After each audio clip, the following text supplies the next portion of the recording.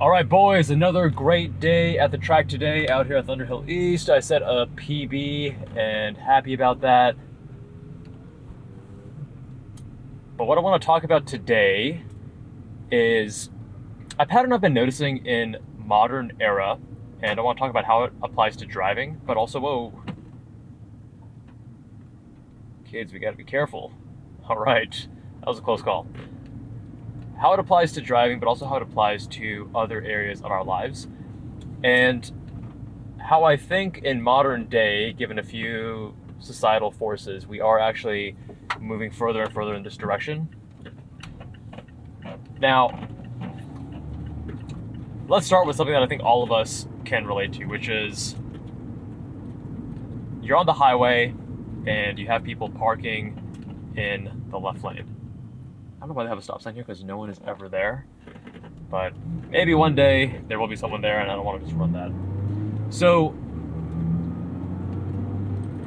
when we're on the highway or we're driving on a multi-lane road, none of us like when there's a person going extremely slow in the leftmost lane, and especially if they're blocking traffic from being able to overtake. So let's say you have two cars that are just going side by side. I'm going to get on the highway real soon, and the chance of that happening is unfortunately very high.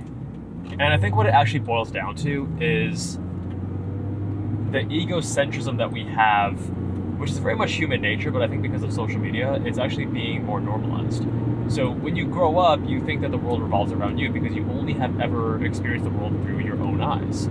It's very natural to think that you are the center of the universe. But at a certain age, most of us grow out of that and we learn to be considerate and think about others and not inconvenience others. But I'm noticing as the years go on, there are certain behaviors that seem to be becoming more commonplace.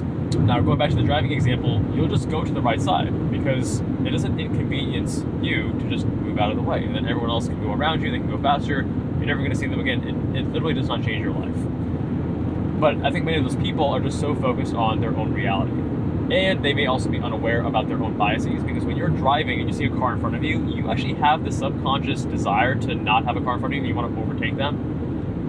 And just look at your speed, right? You'll notice that you may be going 75, 80, 85, getting in front of this car, and then now that there's no one in front of you, you actually slow it back down to 70 or 75. And that's, we can talk about that in another video, but that is a subconscious bias that we need to be better at actually catching and being aware of ourselves, so that we're better than our emotional urges. Okay, so that's number one. Another way this applies to cars is actually at track days. So at Thunderhill, there was, for those who don't know the corners, I'll just say that there's, essentially you're driving high speed straight, and then there's two lefts, so that you're now driving, in the opposite direction, also on another high speed straight. I approached an E92, a BMW M3 driver, approaching the corners, into the corners, and on the exit of that second corner, as we were going to the next straight, I was about to overtake, but then I wasn't sure because I was somewhat in his blind spot, and just to be safe, I actually let go of the throttle. I don't know if he's going to track out and squeeze me and possibly have a collision, or if he's actually going to stay and make room for me to overtake. And we chatted after. He already knew I was there, but still, I was playing it safe. But that is enough of a, what we call presentation, right? So if you present yourself, making it clear that you want to overtake, like I was about to overtake you on the outside of the corner, but I let off. That is your indication that you should let the driver behind you, who's quicker than you, go by. And what ended up happening was that on the next straight, he just gunned it, didn't lift at all. I was like, bro, this is not right. And maybe he didn't know. So then I just, like that, just flashed my high beams, and just a way to alert someone. It depends on how you perceive it, but many people I know do this to alert someone that, hey, like, my intention is to overtake. I want to make sure that you're aware and you know that I'm right here. And then we have another two rights, and it goes back to another straight, and then I overtook him, and he gave me a lift off and a point by. After the session, he came up very upset with me, saying, how dare you flash your high beams, you gave me no time, you're so impatient. And I wanted to defuse the situation. When tensions are high, I just apologized several times and said, hey, it won't happen again, and took ownership, because I don't think he was ready to hear what the truth is, right? The goal in these situations is to calm everyone down rather than to say like, hey dude, like you fucked up, like you gotta learn from it. So I asked my buddy Fenton from the Zygreen channel, I was like, dude, like is flashing high beams so bad? Because this guy was really pissed. I just gave him, a signal with my high beams, and he said like, it's not a racetrack and how dare you, and this is ridiculous, I've been tracking for so many years, this is the first time, blah blah blah.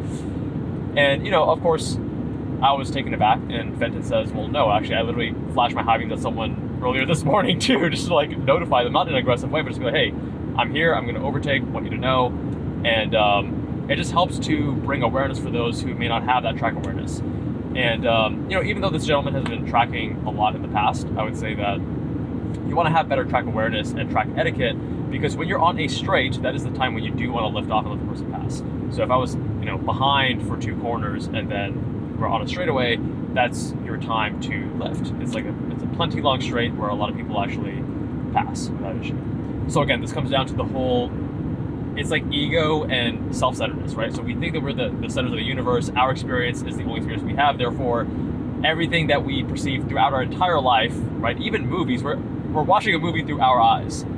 And as a result, you can then inconvenience other people rather than saying, hey, that person just came up with me real quick. They're about to overtake me on the outside of this corner. Let me just lift, let them go, and then we're going to be on our way. And instead, ego and saying, hey, like, I'm doing the right thing, how dare you? There's no room for this kind of aggression and animosity on the track. Okay, so those are the car examples, but I'm seeing the same thing actually happen in some other domains. So I was on a Southwest flight, and long story short, special occasion, Southwest has like multiple employees with cameras. There's multiple family members here. There's like a dozen family members who did like the whole pre-board. Just they didn't have disabilities, but just so that they can, I don't know, be the first on board and get ready, because their daughter and the father were both pilots, and it was like the father's last flight with Southwest and it was the daughter's first flight. And of course, very sweet and like super cool, right?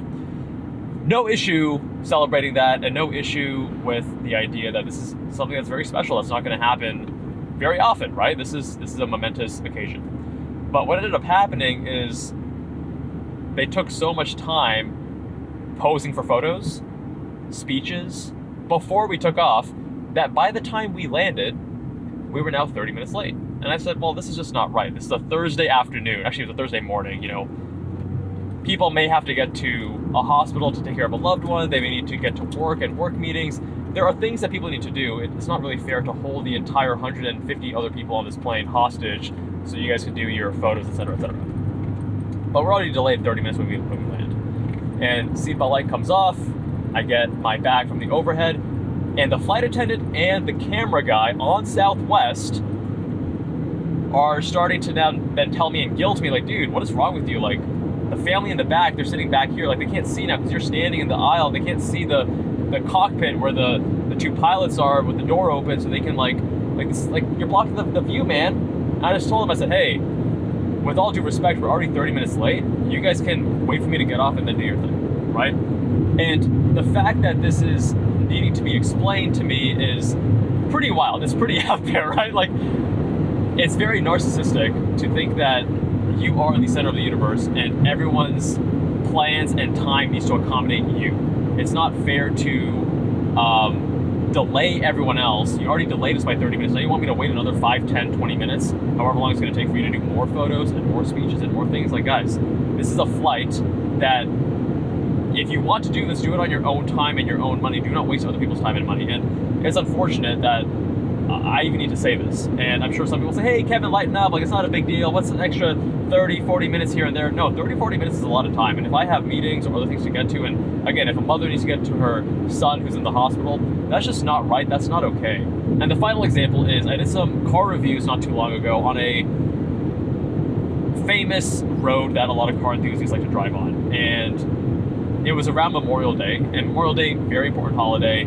Understand the significance, understand the importance. But there was a few cop cars that were going very slow with their lights on the right-hand side. And between the cop cars, there were a few men and women who were actually running. They were going for a jog. And there's some meaning to this. And again, like, I'm not saying that people cannot celebrate or, highlight the importance of certain traditions and things like this. But it got to the point where it's a one-lane road each way. So one lane going this way and one lane going that way. Both sides had to come to a standstill for them to finish the run and for someone to then step into the road to then take photos of the people who just ran.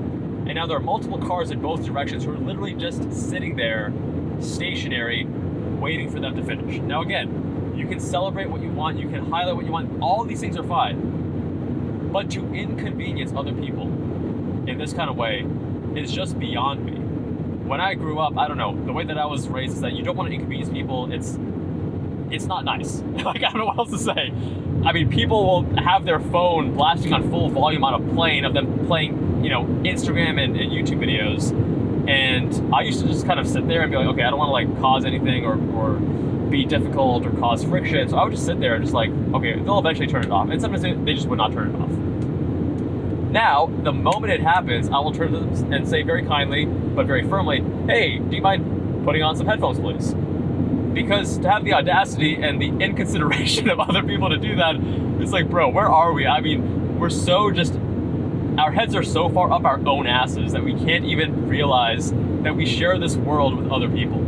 So when you're on the road, I'm on the right-hand side right now, I'm not parked on the left and blocking people, as an example, right? When I'm on the track, if a car is quicker behind me, once it is safe, I'll make room. Sometimes even mid-corner. If I'm like on my outlap, I'm going super slow, tires are cold, I see someone racing behind me, like they're flying, I don't want to hold them up. So I'll go to the outside, I'll get way off the line to make it easy for them. And I just want the same behavior back, right? Treat others the way you want to be treated. How, the golden rule, how ridiculous I have to say this in a YouTube video.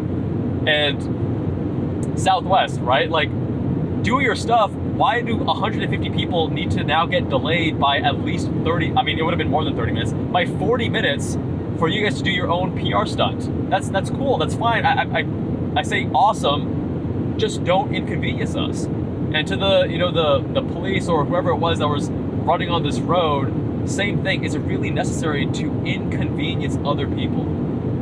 This is why, like, I'm a cyclist. Why does everyone hate cyclists? It's because cyclists, you know, imagine that this shoulder was like a bike lane.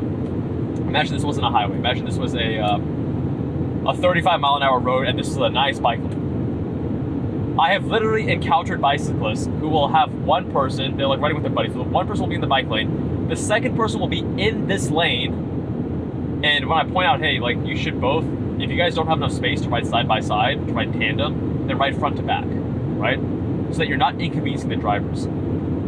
And the cyclist will tell me, oh, what are you talking about, man? Like, the roads are ours to share. We can both use it. It's like, dude, why are you being such a fucking jackass? The fact that you have a bike lane and you could both be there front to back, but you want to be side by side with your buddy and now inconvenience car drivers, that's just beyond me. Like, you are now giving a bad name to cyclists, and this is why drivers hate you. They hate us. I have had close calls on a bicycle because bicyclists have such shitty reputations, at least in the US. No one likes bicyclists. No one who drives, they hate bicyclists. They run through stop signs. They don't honor the lanes. They aren't considerate. All this stuff, it's absolutely wild. Anyways, I am being an old man yelling at the sky. But in summary, I just think that if we were able to be more considerate and treat others the way that we want to be treated, on the road, off the road, in these various scenarios I highlighted, I think we'd all be a little bit happier. We'd be friendlier. We'd enjoy each other's company a little bit more and not get so annoyed and frustrated, and there wouldn't be so much road rage and all this animosity. Remember, we are not the centers of the universe. And much love, my friends. I'll see you in the next one.